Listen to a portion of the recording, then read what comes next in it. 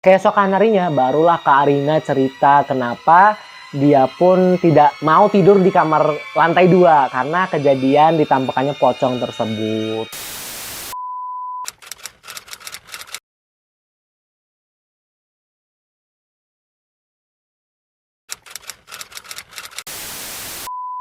Halo Wal, assalamualaikum warahmatullahi wabarakatuh. Balik lagi bersama di sini.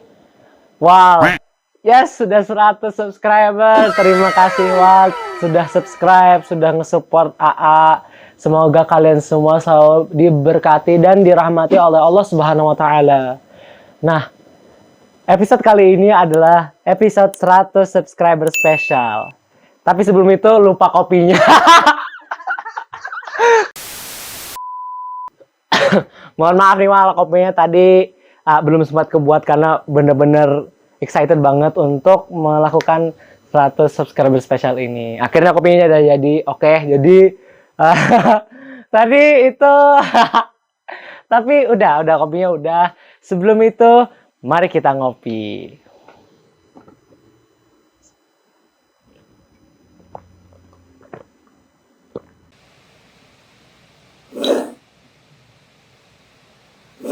Jadi Wal, kisah kali ini yang kita bawakan ada 2 orang nih. Khusus untuk 100 subscriber spesial, kita bawakan 2 kawalan kita. Nah, kisah pertama ini kita ambil dari salah satu kawan kita yang bernama Andi. Halo Andi. Nah, selamat Anda udah masuk ke 100 subscriber spesial.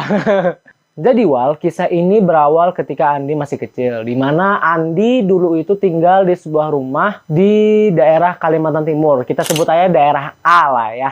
Nah, dulu waktu Andi kecil ini rumahnya itu horor banget Wal. Bahkan di sekitar rumahnya pun horor gitu. Jadi gini, pada suatu malam nih, Andi ini kan lagi bosen lah ya. Wajar lah, anak-anak kecil dulu kan malam bosen. Nah, Andi ini pengen mengajak tetangganya, yaitu temannya di depan rumahnya itu untuk bermain. Tetapi tetangganya itu sedang nonton bola di stadion. Jadi Andi tidak bisa bermain dengan tetangganya tersebut. Andi ajaklah sepupunya untuk bermain di lahan kosong samping rumah tetangganya tersebut. Jadi di rumah tetangganya itu sampingnya ada lahan kosong Wal, dan itu lumayan luas. Nah, Andi dan sepupunya pun bermainlah di lahan kosong tersebut. Bermain kelereng, seru-seruan gitu kan. Nah, jadi di rumah tetangganya ini ada kayak patokan-patokan kayu gitu, nah, kayak susunan-susunan kayu buat orang berjemuran. Di situ tuh Andi ngeliat ada sosok warna putih Wal, sosok putih gitu Nawal.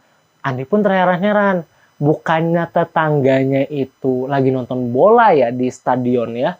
Terus Andi pun mengejar, dikira Andi itu temannya, temannya itu tetangga seberang tuh dikira itu temannya gitu. Andi pun mengejar sambil manggil-manggil namanya. Kita sebut saja tetangganya ini Awi lah ya, Awi lah. Awi, mana itu Kak, kata si Andi. Andi kejarlah, sosok ini pun ikut lari juga dia ke ujung lapangan. Jadi Andi itu berada di ujung sini, sedangkan sosok itu ada di ujung sini.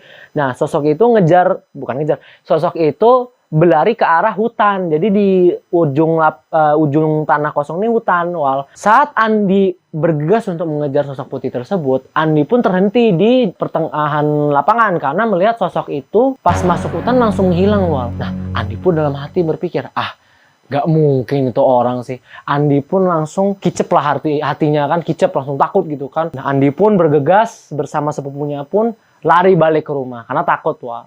Nah, belum sampai di sini aja Wal, ceritanya masih berlanjut nih.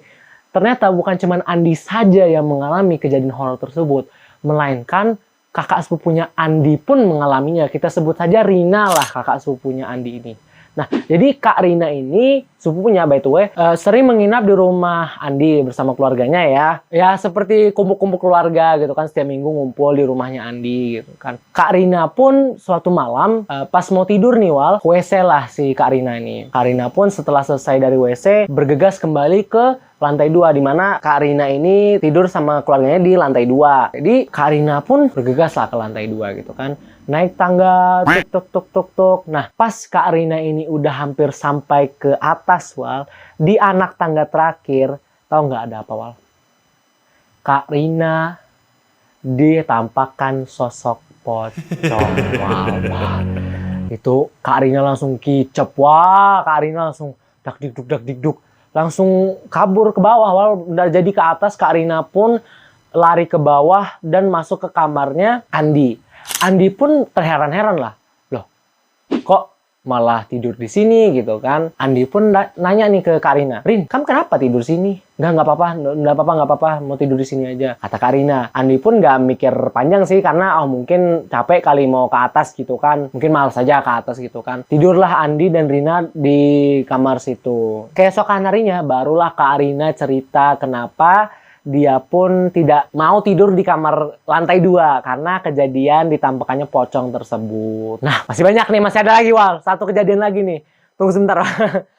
Minum dulu. Aduh.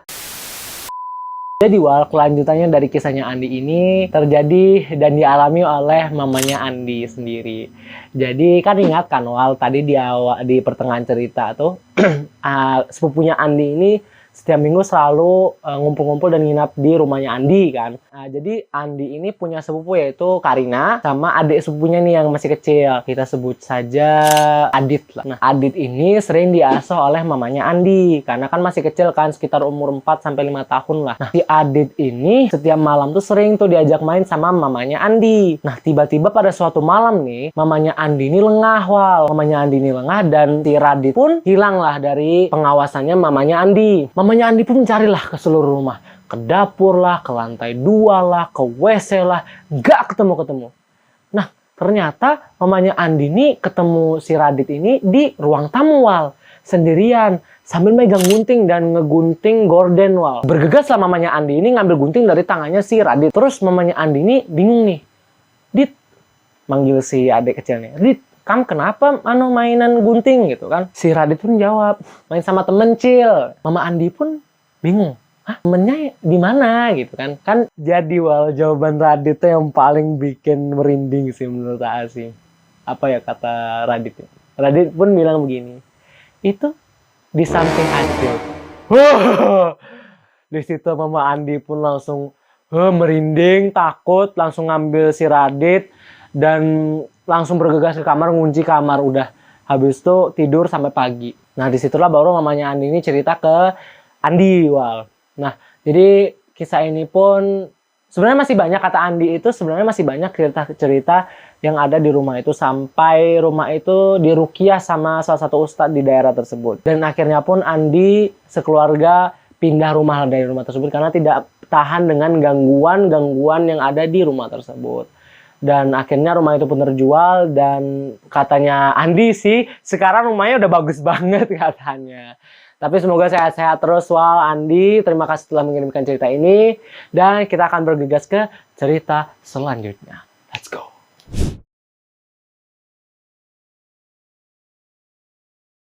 Jadi, Wal, kisah kali ini kita dapatkan dari salah satu kawalan kita yang notabene-nya guru di salah satu sekolah di Samarinda. Halo, Pak. Kita sebut saja nama bapaknya Pak Ikhwan. Nah, jadi, Wal, kisahnya Pak Ikhwan ini berawal saat hari itu Pak Ikhwan pergi ke pelatihan yang diadakan oleh sekolah tersebut di Balikpapan. Jadi, Pak Ikhwan bersama dua teman sejaganya, yaitu Pak Wandi dan Pak Rifki. Seperti biasa, pelatihan guru-guru ya ada ice breaking, ada pelatihannya, beraktivitas lain lah. Pokoknya aktivitas pada hari itu sangat menyenangkan. Jadi, Wal, setelah melaksanakan aktivitas pelatihan tersebut, Pak Ikhwan pun dan dua temannya ini beranjak pulanglah ke Samarinda. Nah, saat pulang ke Samarinda ini, Pak Ikhwan tidak langsung ke rumahnya, melainkan diturunkan di sekolah tersebut. Pak Ikhwan pun dan Pak Wandi dan Pak Rifki pun langsung masuk ke ruangan mereka lah, lagi membahas aktivitas yang terjadi di pelatihan tersebut, Wal. Seperti biasa lah, kayak ngobrol-ngobrol gitu sesama teman gitu kan. Tidak terasa waktu pun berlalu dan akhirnya maghrib pun tiba lah, Wal. Pak Ikhwan, Pak Wandi, dan Pak Rifki pun bergegas ke musola di sekolah tersebut. Dimana ya pasti sholat maghrib pastinya ya. Sebelum sholat maghrib pun Pak Ikhwan ini kebelet pipis. Pak Ikhwan bergegaslah ke kamar mandi. Nah, kamar mandinya tuh gelap, Wal, kayak sedikit ya gelap gitu nah, Wal, dan agak sedikit horor kelihatannya. Dan lampunya tuh nggak bisa dinyalakan. Jadi Pak Ikhwan tuh kayak, waduh, ini masa pipis gelap-gelap sih. Nah, Pak Ikhwan pun berinisiatif menyalakan lampu senter HP-nya. Akhirnya Pak Ikhwan pun selesai melakukan urusannya di WC dan bergegaslah ke tempat wudhu. Sebelum ke tempat wudhu, Pak Ikhwan nih ada ide nih Pak Ikhwan nih. Nah, Pak Rifki pun diikutkanlah dengan ide tersebut. Apa idenya, Wal?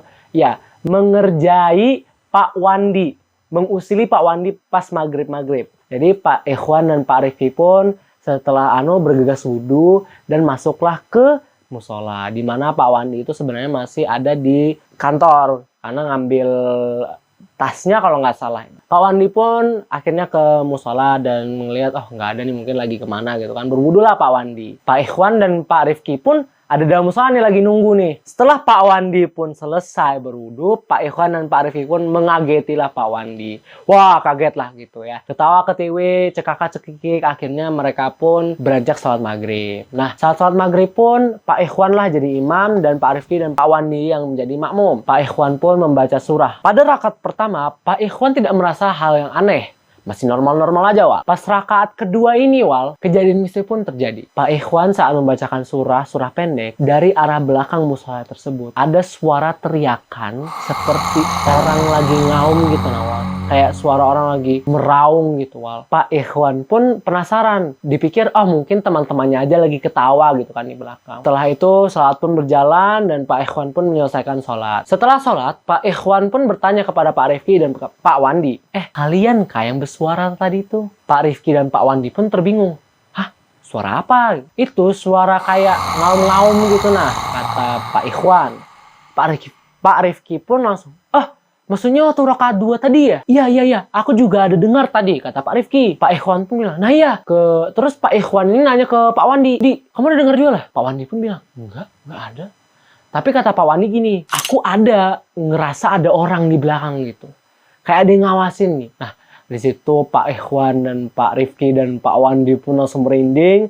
Dan mereka bertiga langsung bergegas keluar dari musola, lari terbirit-birit. Dan dari situ Pak Ikhwan pun tidak mau lagi kalau sholat di musola itu sendirian ataupun ganggu orang.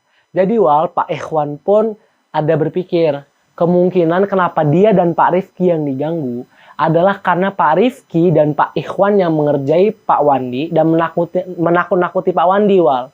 Jadi bisa kita ambil kesimpulan dari ceritanya Pak Ikhwan ini, bahwa kalau udah waktunya sholat, apalagi udah maghrib ya, sepi begitu, kita nggak usah ada ide aneh-aneh deh, nggak usah kayak nakut-nakutin. Nanti malah kita yang dikerjain.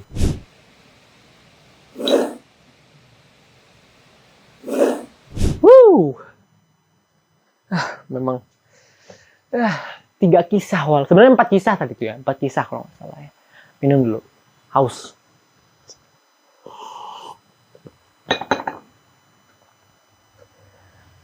Oke, Wal, terima kasih telah menonton video kali ini. Terima kasih juga sudah mensupport channel ini sampai 100 subscriber, Wal. Terima kasih atas support kalian. Semoga kalian selalu diberkati dan dirahmati Allah Subhanahu wa Ta'ala. Dan nantikan episode-episode KKN selanjutnya. Dan belum selesai nih, Wal. Dan nantikan episode pertama. Nantikan kisah pertama KTI, kisah tokoh inspiratif. As always, Wal, thank you for your support. Dan kita akan balik lagi ke ngobrol sepi bareng. Bye. Assalamualaikum. Pun pulang waktu sore. Nah, ulang. Iya, sampai Amri juga. Oh iya. Oke, Wal, terima kasih telah mendengarkan cerita 100 subscriber spesial hari ini. Terima kasih telah memberikan support kalian kepada channel ini. Dan semoga video-video yang kalian tonton selalu menghibur kalian dan bisa menjadi teman makan kalian. Terima kasih dan thank you.